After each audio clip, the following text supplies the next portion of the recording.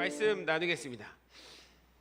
말씀은 제가 이번 주 화요일에 갑자기 이 말씀이 제 안에 생각나면서 막 계속 맴돌면서 하가했어요. 항상 기뻐하라, 쉬지 말고 기도하라, 범사에 감사하라. 이게 계속 떠올라서 하가하라고 하시나? 그래서 계속 한 주간 읊조렸습니다. 읊조리면서 그럼 이 말씀을 전해야겠구나 이 생각을 가지고 이 말씀을 오늘 전하려고 합니다. 2023년도에 제가 한번 이 말씀을 전한 적이 있습니다. 그런데 우리가 또 까먹었을 거잖아요. 그래서 다시 말씀을 받는 마음으로. 근데 지난번에 제가 전했던 말씀보다 주님이 조금 더 풀어주셔서 같이 오늘 나누겠습니다. 제목이면서 주제면서 말씀이니까 한번 따라 보실까요? 항상 기뻐하라, 쉬지 말고 기도하라, 범사에 감사하라. 할렐루야.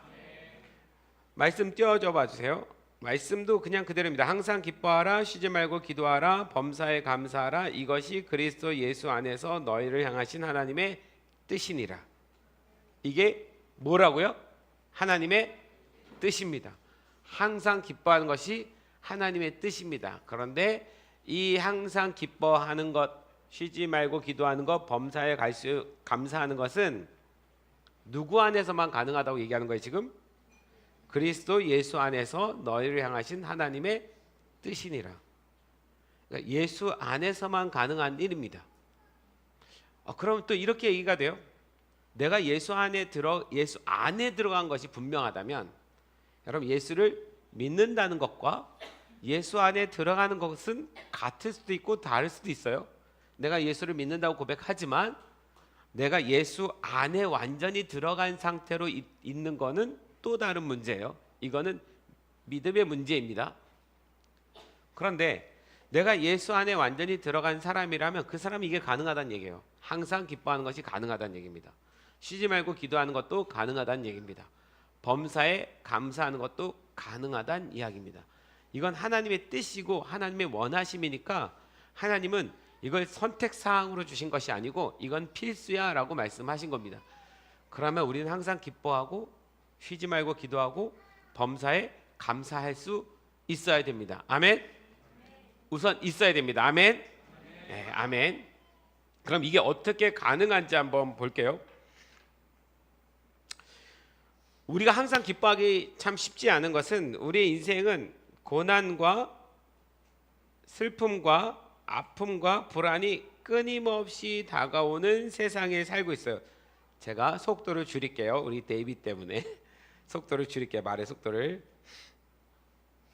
우리는 그런 아픔들이, 고통들이 사라져야만, 없어야만 기뻐할 수 있는 사람입니다. 맞죠? 우리의 성향이 그래요. 옆 사람 보고 너 맞잖아 이렇게 해주세요. 너잖아. 기뻐할 수 있을 때만 기뻐하잖아요. 상황이 기쁠 수 있어야 기뻐하잖아요. 상황이 안 좋으면 기쁨이 사라지는 것이 당연하잖아요. 다시 보면서 너잖아. 네, 너잖아. 너잖아 그러니까 저렇게 얄밉게 하는구나. 나잖아. 네, 나잖아. 네, 나잖아. 그래서 우리의 기쁨은 상황적이고 조건적이에요. 뭐라고요? 상황적이고 조건적입니다. 상황이 맞으면 기뻐하고 상황이 맞으면 감사하고, 이게 우리가 가진 이 기쁨의 전부예요. 그런데 하나님은 지금 상황과 조건을 말하지 않습니다. 여기서 항상이란 말이 상황과 조건이 빠지는 거예요. 어떤 상황과 어떤 조건과 이런 거 필요 없이 항상이라고 말씀하신 거예요. 그러면 상황적이지 않습니다. 조건적이지도 않습니다. 이 항상은 그 어느 때건 기뻐해야 되는 거예요. 그러면 어떻게 이렇게 기뻐할 수 있을까? 우선 기뻐하라는 단어부터 한번 봅시다. 기뻐하라 띄워주세요. 기뻐하라는 단어는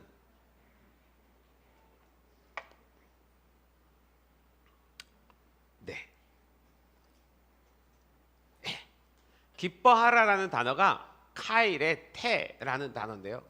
이 카이레테가 이제 카라라는 단어에서 명령형입니다. 카라라는 단어의 명령형이에요. 하나님이 항상 기뻐하라고 하셨을 때 선택이 아닌 것이 명령이에요. 명령은 가능하다는 얘기예요. 몇 프로? 100% 가능하다는 얘기입니다. 그냥 기뻐해야 된다고 말씀하신 거예요. 명령형입니다. 근데 이 카라는 단순한 감정을 넘어서 외적인 상황에 흔들리지 않는 내면의 깊은 기쁨을 의미합니다.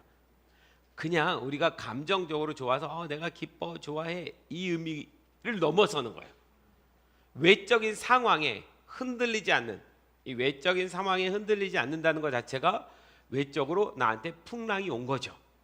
어려운 상황이 온 거예요. 마음이 힘들 만한 어떤 일이 있음에도 불구하고 내면의 깊은 기쁨을 의미합니다. 내 내면 안에서는 이 상황을 이길 만한 깊은 기쁨이 있다라는 거예요. 그러니까 이 기뻐하라의 이 기쁨은 우리가 평소에 할 수 있는 기쁨과는 좀 차원이 다릅니다. 여러분, 이 기쁨까지 가보시기를 축원합니다. 진짜 이 기쁨까지 한번 가보셨으면 좋겠어요. 여러분, 이 기쁨을 우리가 회복한다면 우리가 삶에서 얼마나 힘있게 능력있게 살 수 있을까요? 우리 옆 사람한테 너에게 이 기쁨이 필요해 라고 얘기해 주세요. 진짜 필요한 거 맞죠? 우리한테 진짜 필요합니다. 자, 그럼 이 카라가 어떻게 가능할까요? 카라가 어떻게 가능? 카라가 임신했나요? 안 했어요. 우리 홍천에 카라가 얼마 전에 옆집 강아지랑 썸씽이 있었는데 그래서 새끼가 나올까 기다렸는데 안 나왔군요. 갑자기 카라가 생각이 나서. 네, 이 기뻐하라라는 이 카라라는 이 말이 이게 데살로니가 전서에서 말한 거니까 바울은 데살로니가에서 이 기쁨이라는 단어를 어디다 쓰고 있는지를 보면 이 바울이 말하고자 하는 기쁨이 무엇인지 우리가 이해할 수 있을 것 같아요. 데살로니가 전서 1장 6절에 보면 바울이 이렇게 얘기합니다. 또 너희는 많은 환난 가운데서, 어디서? 환난 가운데서, 그것도 적은 많은 환난 가운데서 성령의 기쁨으로 말씀을 받아 우리와 주를 본받는 자가 되었으니, 이렇게 말합니다. 여러분, 여기서의 기쁨에는 앞에 조건이 하나 붙었어요. 상황의 조건이 아니라 그 앞에 조건 누굽니까? 성령의 기쁨이요. 아까 카라라는 기쁨이 외부에서의 어떤 흔들릴 만한 조건이 있음에도 불구하고 내 내면 안에 깊은 기쁨이라고 말했잖아요. 이 내면 안에서의 깊은 기쁨은 성령 안에서만 얻을 수 있는 기쁨입니다. 할렐루야. 성령님이 주시는 기쁨입니다. 성령의 기쁨으로. 그런데 이 성령의 기쁨은 어디에서 오느냐? 바로 이제 나와요. 말씀을 받아. 할렐루야. 하나님의 말씀이 내 안에 들어와서 그 말씀이 해석되고 이해되고 깨닫게 되고 그것이 나한테 진리가 되는 순간, 그 어떤 어려움의 환경 속에서도 내 안에 이 환경을 해석하고 이길 만한 이 믿음의 진리가 있기 때문에 기쁨이 먼저 일어나는 거예요. 이게 내면 안에 깊은 기쁨입니다. 이게 카라의 기쁨이에요.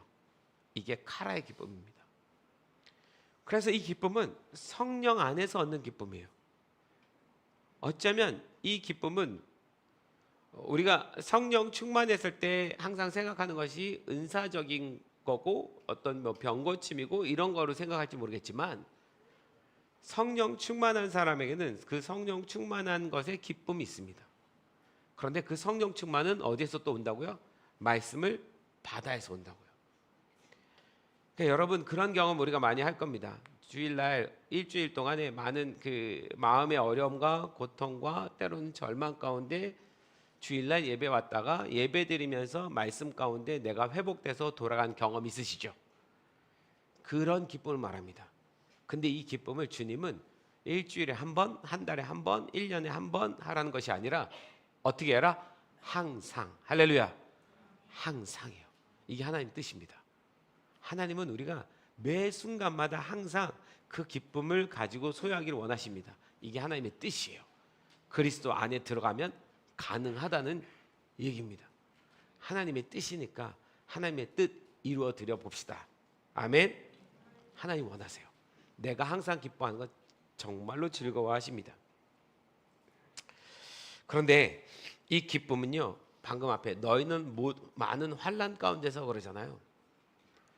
데살로니가를 바울이 쓸 때 그 데살로니가 교회의 상황이 어떠했냐면, 당시 이 데살로니가 교회는 굉장한 환난과 핍박을 받을 때입니다. 로마로부터 기독교인들이 엄청난 핍박을 받고 있는 상황이에요. 당시의 그 사회생활은 그 데살로니가 안에 있는, 그 데살로니가 도시 안에 있는 신전과 종교 제사와 밀접하게 연결되어 있어요. 그러니까 그 당시의 도시는 그 도시에서 섬기는 신, 그리고 그 신에게 드리는 제사와 굉장히 관련되어 있습니다. 모든 산업이 다 신전에서부터 나와요. 그러니까 만약에 그 신을 섬기지 않는다면 이 사람은 사회생활이 불가능합니다. 불가능해요. 우리식으로 지금 이 시대에서 우리가 설명한다면, 여러분 저 중동 이슬람 국가에서 기독교인으로 살아가기 쉽습니까? 어렵습니까? 어려워요. 그거랑 똑같습니다. 사회적으로 용납이 안 되는 세상에 살고 있는 거예요. 그래서 많은 환난을 받을 수밖에 없습니다. 우상 숭배를 거부했기 때문에 사회 공동체와 분리되고 따돌림을 받게 되고, 우상과 관련된 종교적 의식과 그에 관련된 직업이나 상업 활동에서 배제되면서 생계에 어려움을 겪게 됩니다. 그게 당시의 환난이에요. 그러니 이 환난이요, 어느 한순간에 끝나는 문제가 아닙니다. 거기서 살아가는 매 순간이 환난이에요. 그래서 많은 환난이라고 말한 거예요. 우리는 어쩌다 겪는 어려움일 수 있겠지만 데살로니가 교회 성도들에게 있어서는 매일 삶이 이 생계 문제에 부딪힐 뿐만이 아니고 사람들로부터 핍박을 받는 그런 상황인 거예요. 복음으로 인해서 가족 간에도 갈등이 있고, 누군가 가족 안에 예수를 믿는 사람이 생기면 가족 안에 엄청난 갈등이 일어나는 거예요. 그래서 가족으로부터 고립되거나 배척당하거나 이런 고통을 겪기도 합니다. 얘들아, 우리가 그 캄보디아에 가서 복음 전하잖아.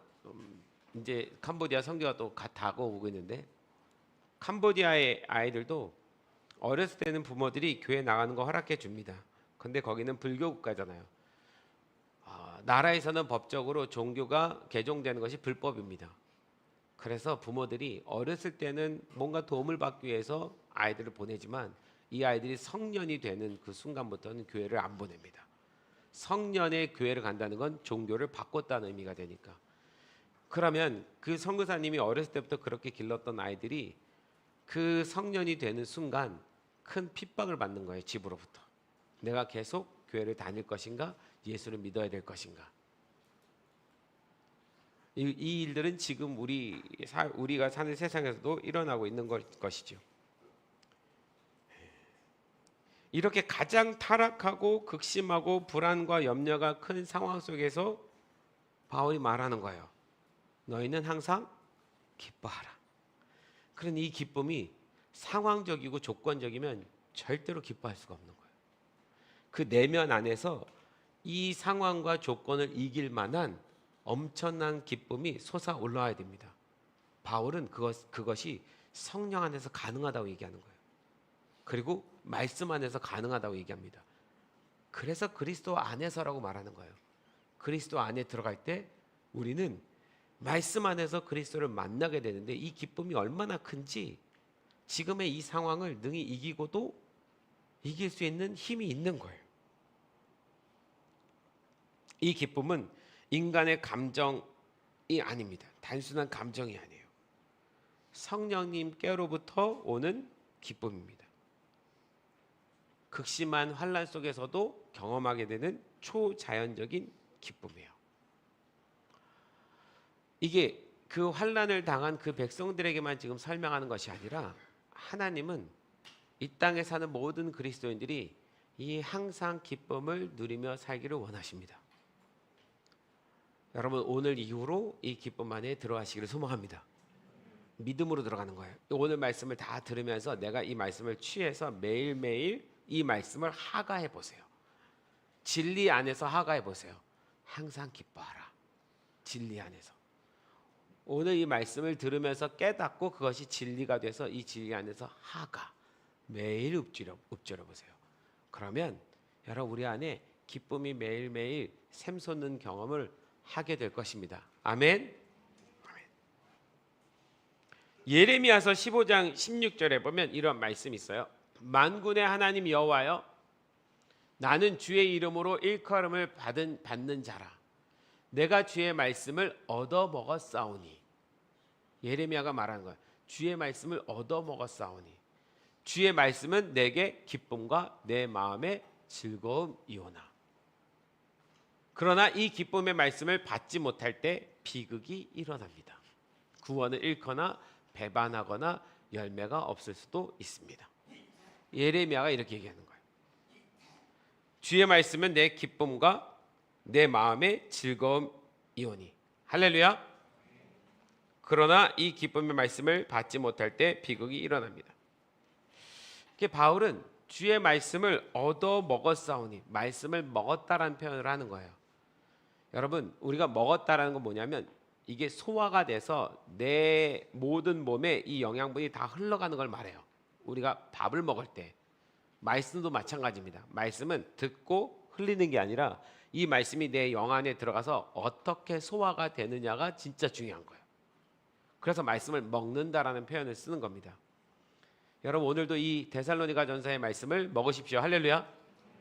먹으시면 여러분 항상 기뻐할 수 있을 것입니다. 늦게 들어온 두 친구 때문에 앞에 30초만 리뷰를 하고 가겠습니다. 오늘 주제가 항상 기뻐하라. 선민아 항상 기뻐하라. 할렐루야. 네, 너에겐 기쁨이 필요하단다. 할렐루야. 네. 근데 어떻게 항상 기뻐할 수 있느냐? 우리의 기쁨은 상황적이고 조건적인데, 그렇잖아요. 어떤 일이 있어, 좋은 일이 있으면 기뻐할 수 있는 건데, 그런데 지금 하나님은 조건과 상관없이 기뻐할 수 있는 방법을 가르쳐 주시는 거예요.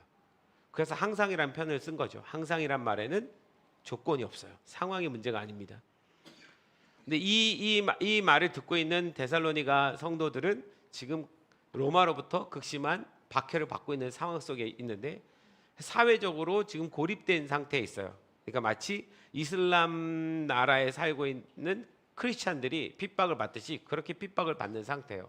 매일이 핍박인데 어떻게 기뻐할 수 있어요? 그런데 바울이 얘기하는 거예요. 항상 기뻐할 수 있다. 그리스도 안에서 성령의 인도하심 가운데 네 안에 말씀의 기쁨이 풀어지면 너는 항상 기뻐할 수 있다. 지난번에 제가 요걸 하는데 희목이 지난번에 생각이 났어요. 작년에 희목이가 왔을 때 어영부영 와서 앉아 있었지만 희목이가 전도서에 헛되고 헛되다 이 말씀을 그날 이렇게 들었을 때 얘가 그 말씀에 너무 큰 기쁨이 일어났어요. 그죠? 그래서 그 말씀을 저한테 그 원고를 보내달라고. 그래서 제가 원고를 보내줬어요. 그거를 그 주에 100번 읽었답니다. 100번 읽으면서 너무 기쁨이 생겨서 그때서부터 막 사람들한테 교회 오라고 하기 시작한 거예요. 말씀의 기쁨이 풀어지니까. 그지? 맞지? 근데 요즘 말씀의 기쁨은 풀어지고 있니? 할렐루야. 자, 다시 회복하십시오. 할렐루야. 네. 감사한 거는 지난주에 지금 진짜 많이 나아졌네요. 사진 봤는데요. 이게 이 킥보드 타고 가다가 자빠지셨어요. 어디에 걸려서 그래갖고 완전히 그냥 박았는데 그 박은 사진 보여줬거든요. 제가 어르신들은 알지 몰라요.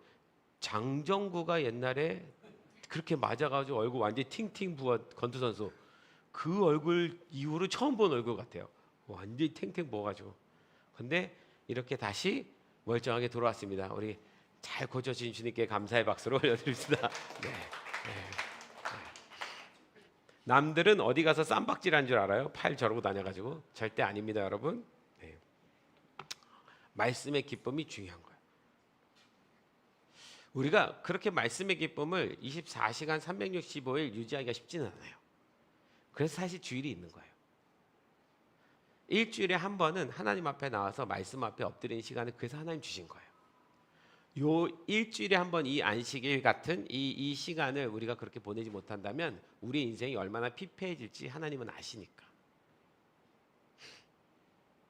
말씀을 먹어야 됩니다. 누가복음 8장 12절에서 14절에도 그 밭의 비유에서 이렇게 얘기하잖아요. 길가에 있다는 것은 말씀을 들은 자니 이는 마귀가 가서 그들이 믿어 구원을 얻지 못하게 하려고 말씀을 그 마음에서 빼앗는 것이요. 자, 말씀을 빼앗는다는 표현하죠. 13절 바위에 있다는 것은 말씀을 들을 때에 기쁨으로 받으나 뿌리가 없어 잠깐 믿다가 시련을 당할 때 배반하는 자요. 가시떨기에 떨어졌다는 것은 말씀을 들은 자이나 지내는 중 이 세상의 염려와 재물에 대한 걱정과 향락, 쾌락에 대한 기운에 이게 뭐가 빠졌어요? 기운이 막혀 온전히 결실하지 못하는 자들. 말씀이 막혀. 다음 절 있나요? 네. 다른 본문에 있나 봐요. 저기에 15절에 있나요? 보세요. 14절까지 제가 안 했거든요. 저 말씀의 본문의 핵심이 뭐냐면 말씀이 막혀서 결실하지 못하는 자니라. 이렇게 본문에 되어 있습니다. 그러니까 말씀이 막혔다라는 표현이 뭐냐면 여러분 우리가 숨 막힌다 표현할 때 자기 목을 한번 졸라 보세요. 죽이지 말고 숨 못 쉬게 정도로. 여러분 우리가 우리 목을 졸랐을 때 우리 기도가 막히면 숨을 못 쉬면 죽잖아요. 똑같은 얘기를 하는 겁니다. 말씀이 막혀버렸다라는 표현을 성경에서 써요. 그 말씀이 막히니까 내 영이 죽을 수밖에 없습니다. 그러니 내 영이 죽었는데 어떻게 이 상황을 이길 만한 힘이 있을까요?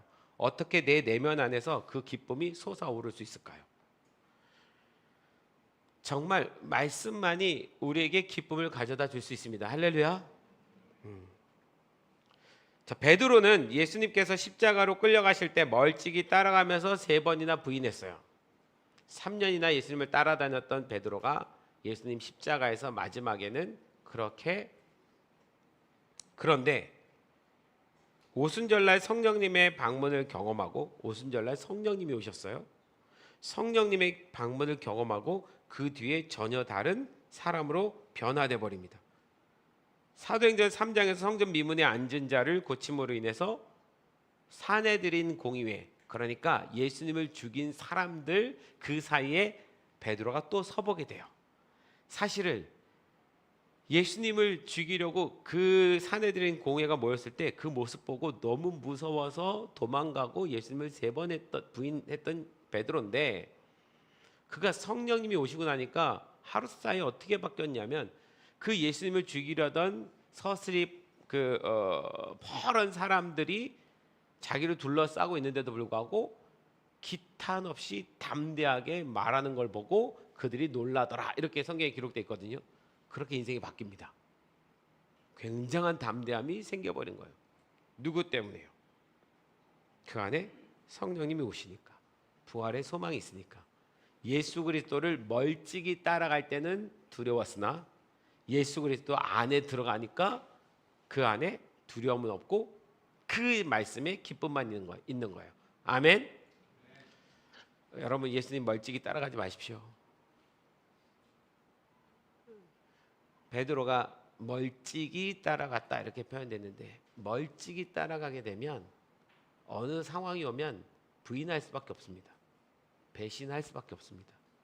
예수님은 멀찍이 따라가는 것이 아닙니다. 예수님의 그 십자가까지 같이 따라가 보는 겁니다. 비로소 거기서 부활을 경험하게 되고 담대하게 될 겁니다. 아멘. 여러분 바울은 이 글을 쓰고 있는 바울은요 감옥에 수도 없이 갔어요. 매도 수도 없이 맞았습니다.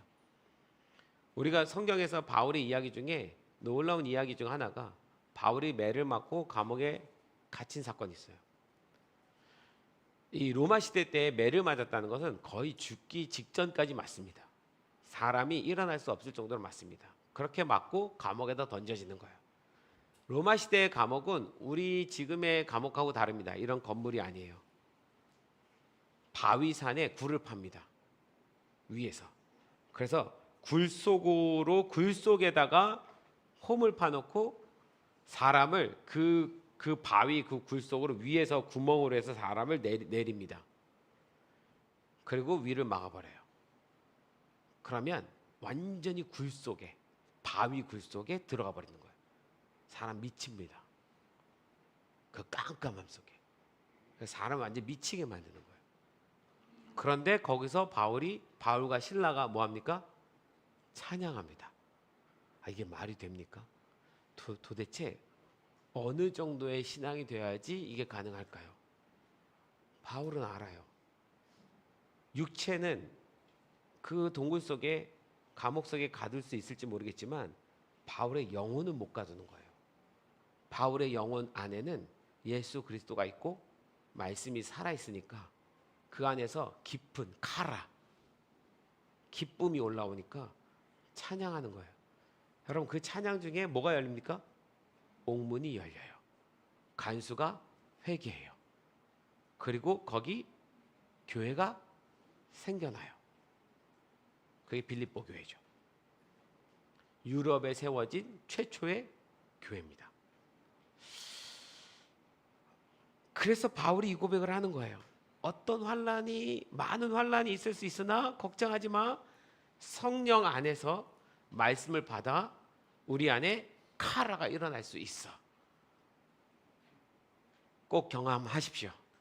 아멘. 매번이 아니더라도 이따금 경험하면서 그 경험을 자꾸 늘려가세요.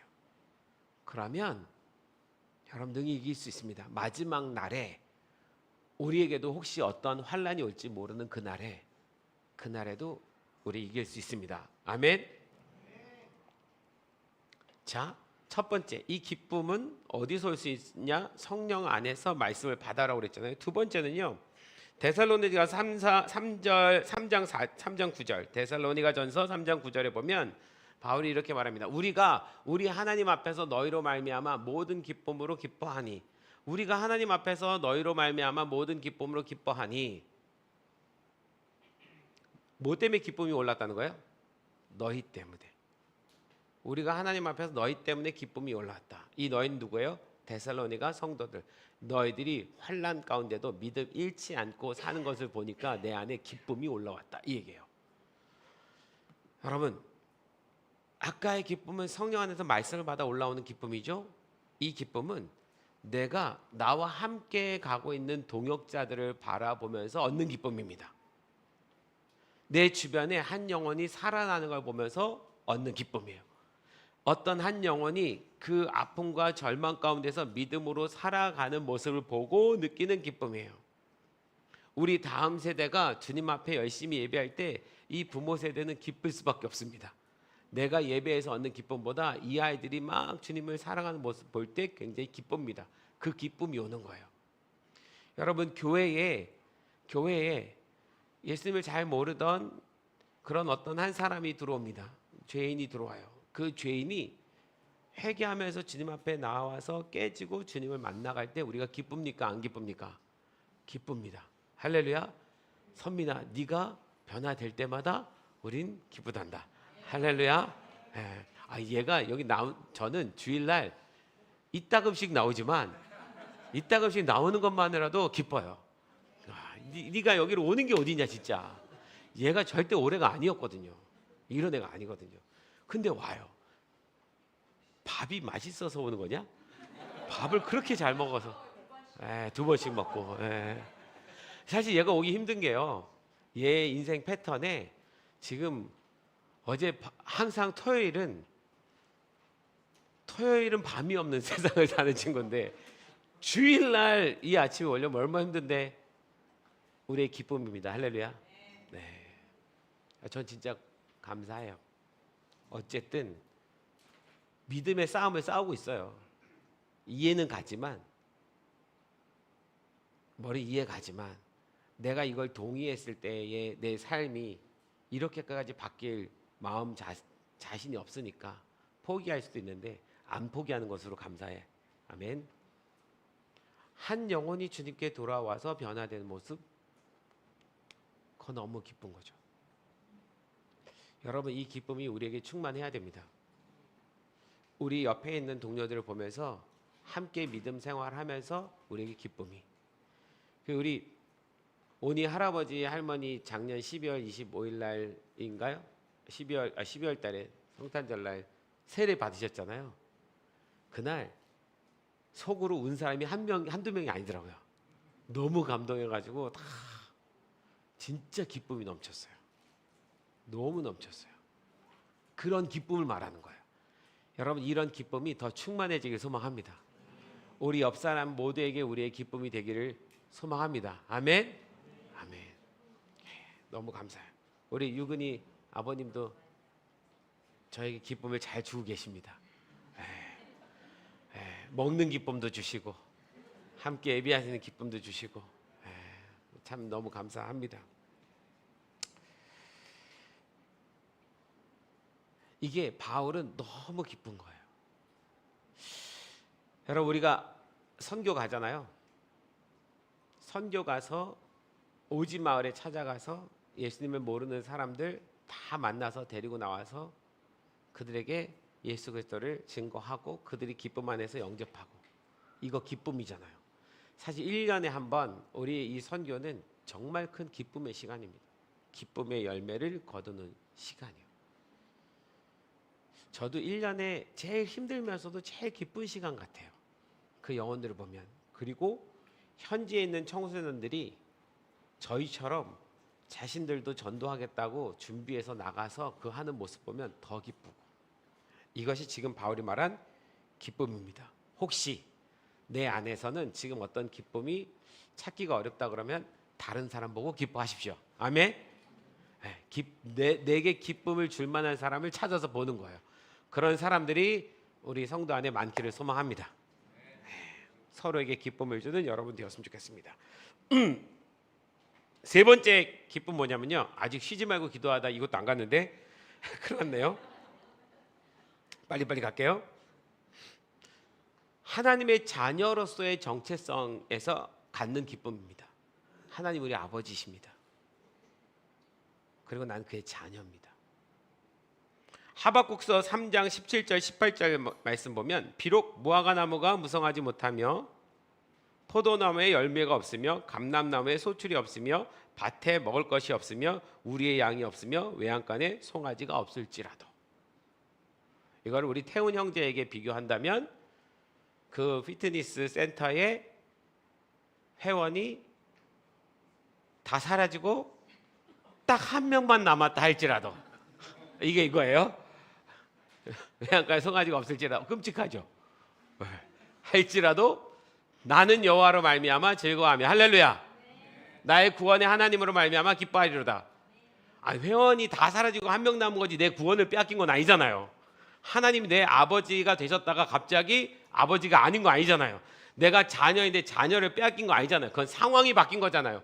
절대 안 바뀌는 건 하나님이 우리 아버지신 건 바뀌지 않습니다. 그 은혜로 사는 거죠. 그게 맨 마지막에 우리가 사실 취할 수 있는 기쁨이에요. 나는 나의 구원의 하나님으로 말미암아 기뻐하리로다. 할렐루야. 할렐루야. 여러분, 하나님 자녀 맞습니까? 충분히 기뻐할 만한 조건입니다. 그러니까 진짜 마음이 어려운 어떤 상황이 오면 그때 우린 이 세 가지를 구하면서 항상 기쁨을 회복하라는 얘기예요. 내 안에서 기쁨을 찾아내라는 겁니다. 아멘. 로마서 8장 36절에서 39절에 보면, 내가 확신하노니 사망이나 생명이나 천사들이나 권세자들이나 현재일이나 장래일이나 능력이나 높음이나 기품이나 다른 아무 피조물이라도, 이 앞에는 조건들이에요. 사망이란 조건, 생명이란 조건, 천사라는 권세자들이라는 내 위에 권세자들이라는 조건, 장래 미래라는 암울한 조건, 능력 높음, 다 조건이에요. 다른 모든 피조물 조건입니다. 우리가 우리 주 그리스도 예수 안에 있는 하나님의 사랑에서 그 조건들이 나를 끊을 수 있다 없다? 없다는 얘기예요. 이게 진리입니다. 이 말씀 안에서 기뻐하십시오. 우리는 우리의 구원을 절대 빼앗기지 않습니다. 그 어떤 조건이 우리를 끊을 수 없습니다. 끊을 수 없는데 내가 겁먹어서 내줄 뿐이에요. 마치 끊길 것처럼 내가 생각하는 것 뿐이에요. 주님은 그 어떤 조건으로도 당신의 구원의 사랑을 끊지 못하게 하셨습니다. 내가 허락하지 않으면 안 되는 일입니다. 아멘. 그래서 기뻐하래요. 자, 쉬지 말고 기도하라. 여기서 쉬지 말고는 아디아레이 프토스, 이건 지속적으로 끊임없이라는 의미인데, 지속적으로 끊임없이. 여러분, 쉬지 말고 기도하는 것이 가능해요, 안 가능해요? 가능합니까? 자매님, 쉬지 말고, 쉬지 않고 기도하고 계십니까? 이게 불가능해요. 어떻게 쉬지 않고 기도를 해요? 이거는, 여기서 쉬지 말고는 어떤 의미냐면, 특정한 목적을 가지고 일관성 있게 집요하게 반복하는 행위를 묘사하는 거예요. 그러니까 이 쉬지 말고라는 건 정말 한순간도 쉬지 말라는 얘기가 아니라, 내가 지속적으로 반복적으로 하나님 앞에 기도하고 있는 어떤 태도를 말하는 거예요.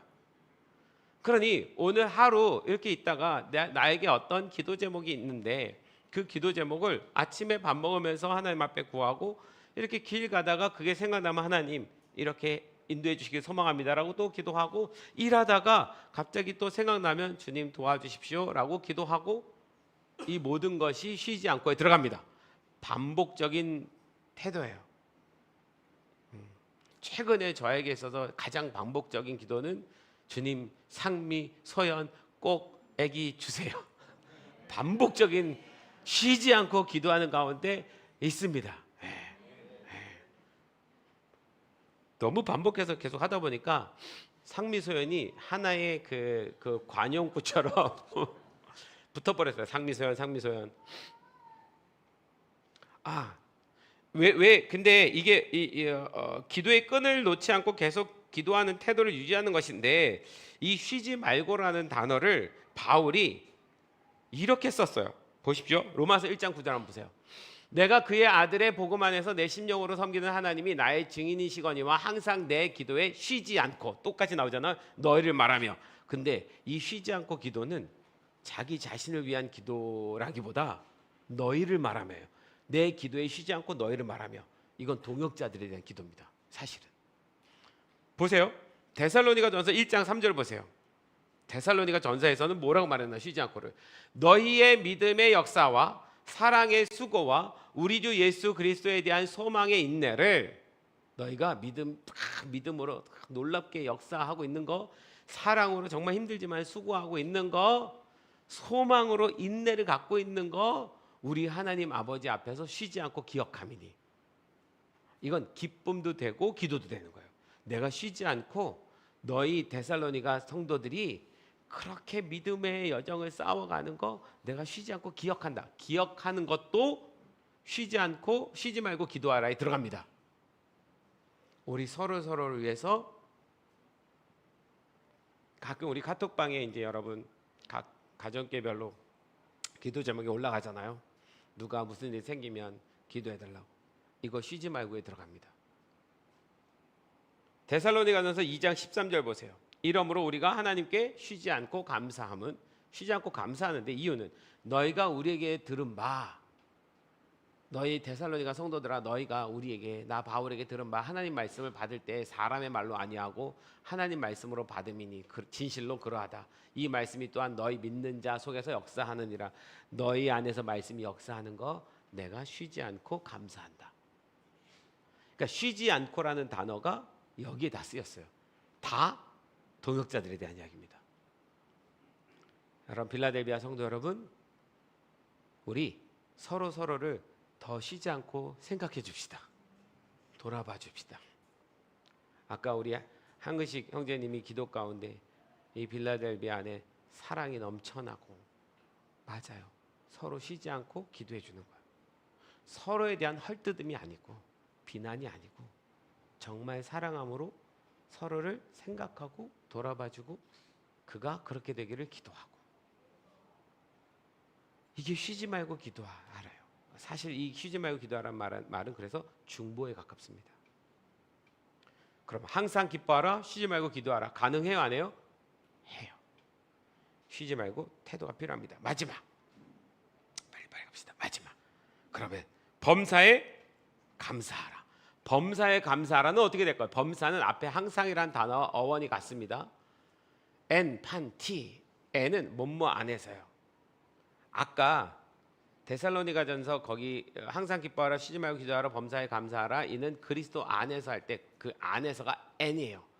그래서 엔 크리스토라는 말이 참 중요한데, 그리스도 안에서란 말인데 엔이 안에서고 판티는 모든 것을 의미합니다. 따라서 모든 것 안에서 또는 모든 상황 안에서란 뜻이에요. 범사는 모든 것 안에서, 모든 상황 안에서. 여러분, 모든 상황이라면 조건적인 상황이 아니에요. 이것도 모든 전체 모든 상황이에요. 자, 감사는 범사에 감사라고 했잖아요. 이 감사란 단어는 유카리스테오. 근데 이 유카리스테오라는 단어는 성경에 감사라는 그 단어가 히브리어든 헬라어든 여러 가지 종류가 있어요. 그런데 이 유카리스테오라는 단어는 거의 하나님에 대한 감사의 뜻으로 사용이 많이 됩니다. 사람에게 감사하다 이런 표현보다는 하나님께 감사하다라고 쓸 때 많이 쓰는데, 여기서 유는 좋은 선한이란 뜻입니다. 할렐루야. 유라인, 유는 좋은 선함이란 뜻입니다. 할렐루야. 유 좋은 선한. 카리스는 은혜 선물이라는 의미입니다. 그러니까 이든 어떤 상황이든 그 안에서 하나님의 은혜와 선하심을 발견하라는 거예요. 좋은 은혜, 선한 선물. 감사가 그런 거예요. 좋은 은혜, 선한 선물. 즉 상황에 대한 감사가 아니라 모든 일, 모든 상황, 모든 것에 대한 하나님의 선하심에 대한 감사인 거예요. 이는 감사의 대상을 그 상황에 두는 것이 아니라, 제가 상황과 계속 비교해 설명하죠.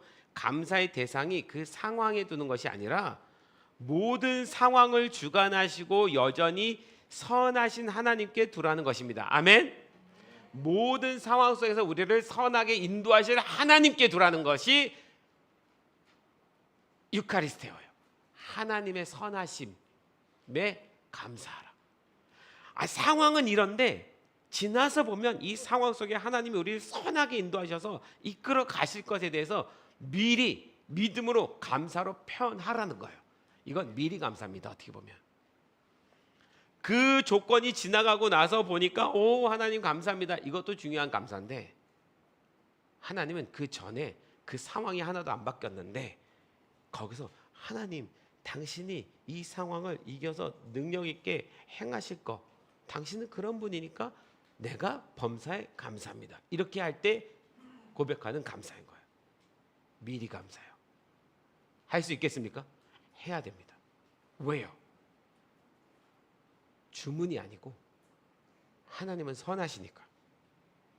모든 상황 속에서 하나님이 우리 가운데 개입하실 것이니까. 아멘. 우리의 모든 상황에 하나님이 개입해 주실 것이니까.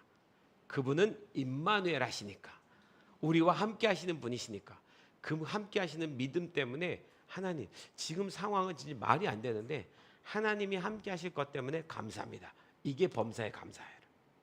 아멘. 할 수 있습니다. 할 수 있습니다. 예배팀 나와주시고요. 감사가 고통스러운 현실을 외면하는 감정적인 태도가 아니라 고통 속에서도 역사하시는 하나님의 주권과 신실하심을 인정하는 훈련이자 믿음의 고백인 거예요. 최근에 제가 반복해서 이렇게 자꾸 하가하게 되는 말씀들이 있더라고요. 그 중에 하나가 시편 23편 말씀입니다. 예전에 한번 말씀을 나누기도 했는데 시편 23편 말씀은 진짜 좋은 말씀이에요. 제가 다시 한번 읽어드릴게요. 여호와는 나의 목자시니 내게 부족함이 없으리로다. 아멘.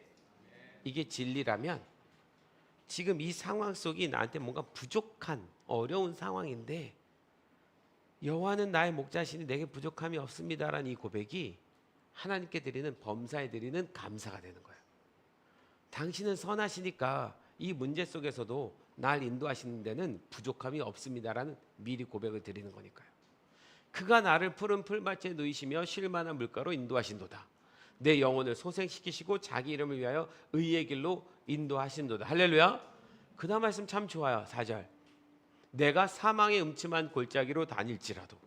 여러분, 골짜기도 힘든데 음침한 데다가 사망까지 줄 수 있을 것 같은 두려운 상황이에요.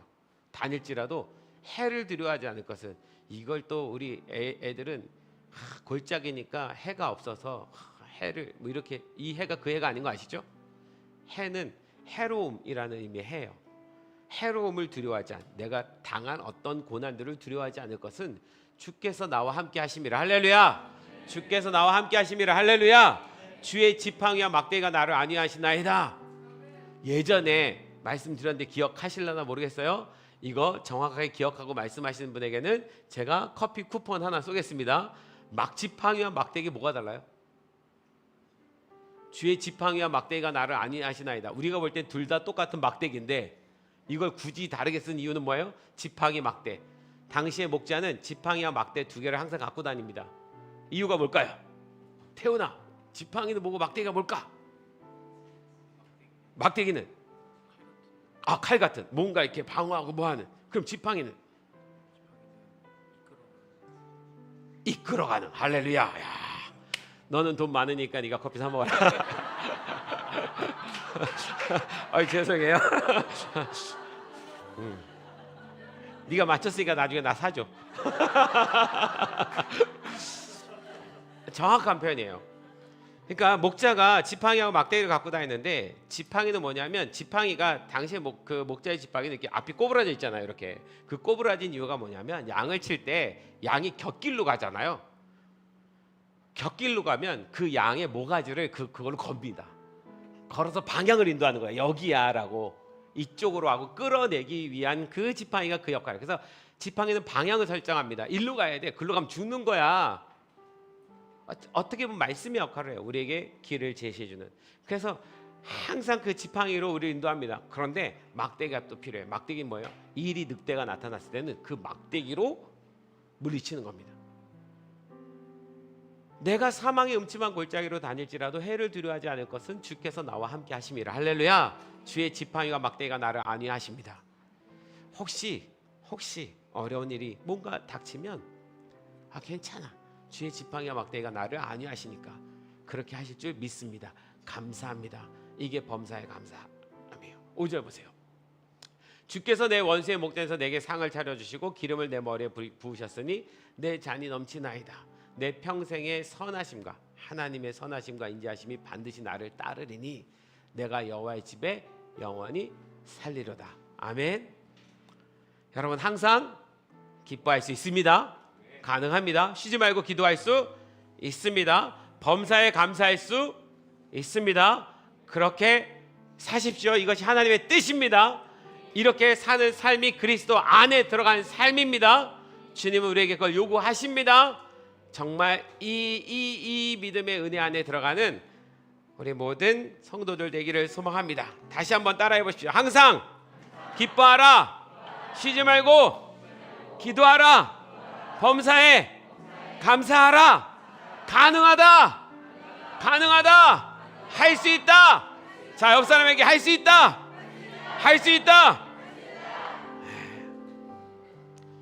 이번 한 주 내내 제가 계속 하가했어요. 항상 기뻐하라. 맞아요, 주님. 항상 기뻐하라. 쉬지 말고 기도하라. 그래서 떠오를 때마다, 이렇게 한 명 한 명 떠오를 때마다 그 사람을 하나님 앞에 올려드리는 생각을, 기억을, 이것도 기도로 드리고, 그리고 이 인도하실 것에 대한 하나님의 감사, 주님 앞에 올려드리고. 감사한 얘기 하나 할까요? 제가 우리 예일이가 지금 트럭을 몰고 다니잖아요. 하영이가 임신을 했잖아요.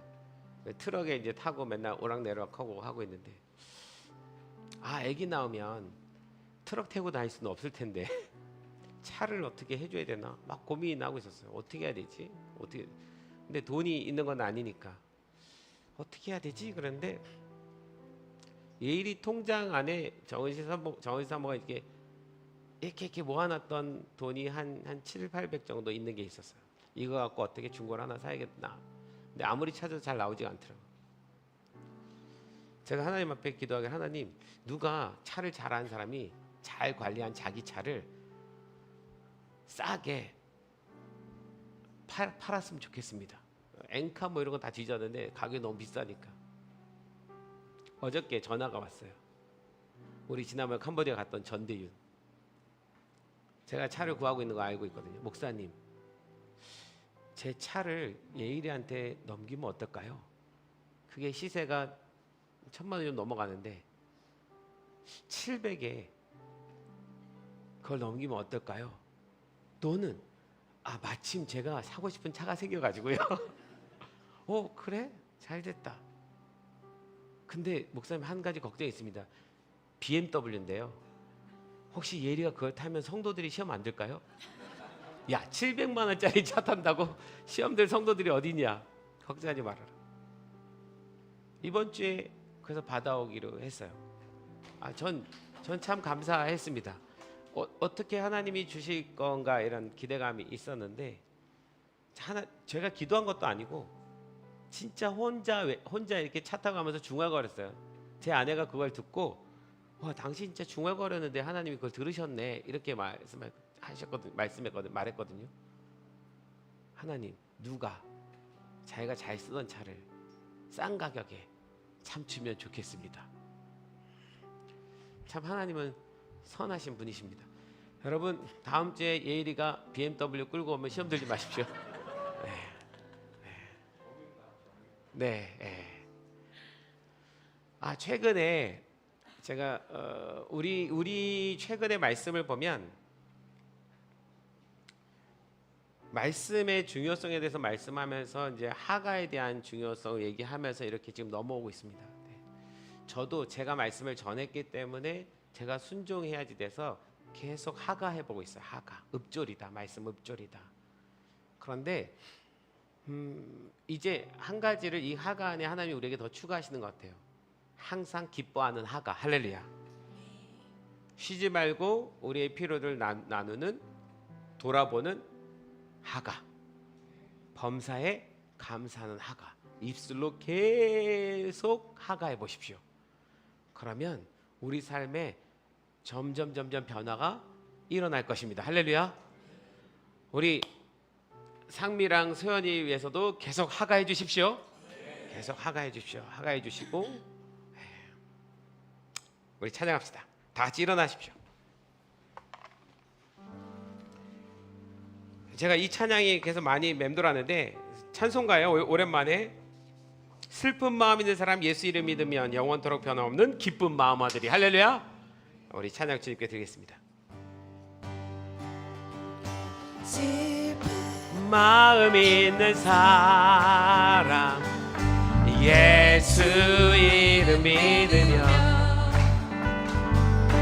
영원토록 변함없는 기쁜 마음 얻으리. 다시 한번 슬픈 마음 있는 사람, 슬픈 마음 있는 사람 예수 이름 믿으면 영원토록 변함없는 기쁜 마음 얻으리. 예수의 이름은 세상의 소망이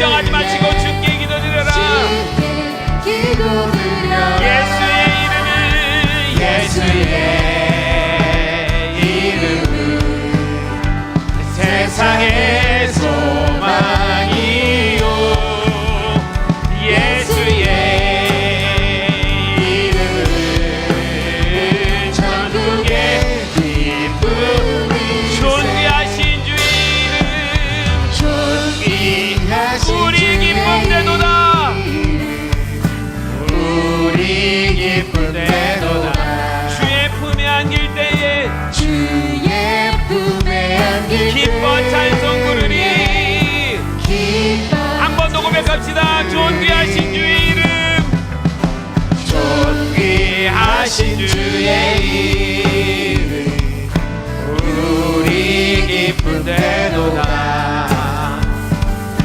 주의 품에 안길 때에 기뻐 찬송 부르리. 예수의 이름은 세상의 소망이요. 예수의 이름은 전국의 기쁨이. 우리 갈 길 나간 후에 우리 갈 길 나가 보좌 앞에 나가 보좌 앞에 나가 왕의 왕께 경배하며 왕의 왕께 경배하며 언제가 우리가 면류관을 드릴 것입니다. 면류관을 드리리. 예수의 이름은 할렐루야 세상의 소망이요. 예수의 이름은 전국의 한 번 더 예수 이름은 예수의 이름은 세상의 소망이요. 예수의 이름은 이제 나는 옛사람이 아니요 이제 나는 옛사람 아니요 사망에서 건지신 주의 자녀이니 그 한없는 주의 사랑 안에 기쁨으로 걸어가겠네. 이제 나는 옛사람이 아니요 이제 나는 옛사람 아니 사망에서 건지신 주의 자녀이니 그 한없는 주의 사랑 안에 기쁨으로 한 번 더 고백합시다. 이제 나는 옛사람이 아닙니다. 이제 나는 옛사람 아니요 사망에서 건지신 주의 자녀이니 그 한없는 주의 사랑 안에 기쁨으로 우리 한 번만 같이 기도합시다. 항상 기뻐하고 쉬지 말고 기도하고 범사에 감사한 사람이 되겠습니다. 여러분 주님 앞에 다짐하며 기도하겠습니다. 주님 그래서 기뻐하겠습니다. 어떤 상황과 조건과 상관없이 주의 말씀으로 인하여 예수 그리스도로 인하여 성령 안에서 기쁨을 찾게 하여 주시옵소서. 그렇게 살겠습니다. 내 안에 하나의 기쁨이 넘쳐나게 하여 주시옵소서. 예 주님 우리가 서로를 보며 기쁨을 더하겠습니다. 한 영혼이 돌아오는 모습 보면서 우리 안에 믿음이 충만해져간 것을 보면서 한 영혼이 주님 앞에 살아난 것을 보면서 그 기쁨을 더하게 하여 주시옵소서. 또한 주님 우리가 서로를 돌아보아 사랑과 주님 선행으로 격려하며 주님 서로를 쉬지 않고 축복하며 기도하며 살게 도와주시옵소서. 그렇게 하나님 믿음으로 이 세대를 싸워나가는 주님의 자녀들 되게 도와주시옵소서. 범사에 감사하겠습니다. 하나님은 선하신 분이시기에 선하신 공자이시기에 모든 상황 속에서 가장 선하심으로 이끌어 주실 것이기에 내 인생에 개입하셔서 나를 지키하여 주실 것이기 때문에 그래서 주님 감사하겠습니다. 이것이 하나님의 뜻인 것을 믿습니다. 그렇게 사이들을 소망합니다. 여기 믿음의 자녀들 가운데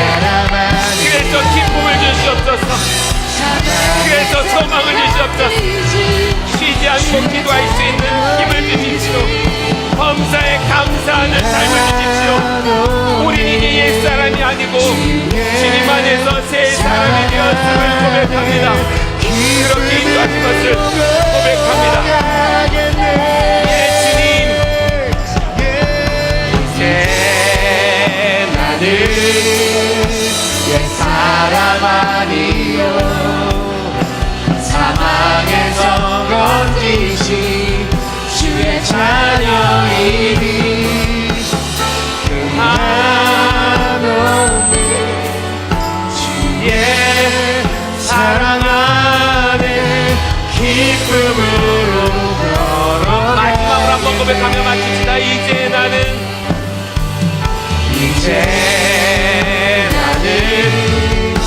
옛사람 아니요 사망에서 건지신 주의 자녀이니 그 한없는 주의 사랑 안에 기쁨으로 걸어가겠네. 예 주님, 말씀으로 우리 가운데 오셔서 너무 감사합니다. 이 진리가 우리를 살립니다. 우리의 영이 말씀으로 삽니다. 우리 안에 성령님 더 말씀을 먹여주십시오. 그래서 내 안에 더 깊은 카라의 기쁨이 넘쳐 흐르게 하여 주십시오. 세상 살아가는 거 쉽지 않지만 그 모든 상황과 조건을 이길 만한 기쁨이 우리 안에 있음을 믿습니다. 우리가 주님의 자녀인 것을 고백합니다. 주님, 서로를 돌아보면서 기쁨을 더 충만케 하게 하여 주십시오.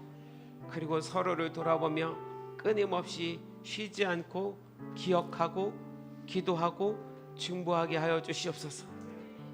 그래서 이 안에 주님 그 하나님 나라에 일어날 아름다운 기쁨과 감사가 넘치게 하여 주시옵소서. 범사에 감사하겠습니다. 하나님은 살아계시고 언제나 우리와 함께 하시며 당신은 선하셔서 지팡이와 막대기로 우리를 지키신 줄 믿습니다. 그 당신의 인도하심으로 인하여 우리가 미리 주님 앞에 감사를 드립니다. 범사에 감사할 수 있음을 고백합니다.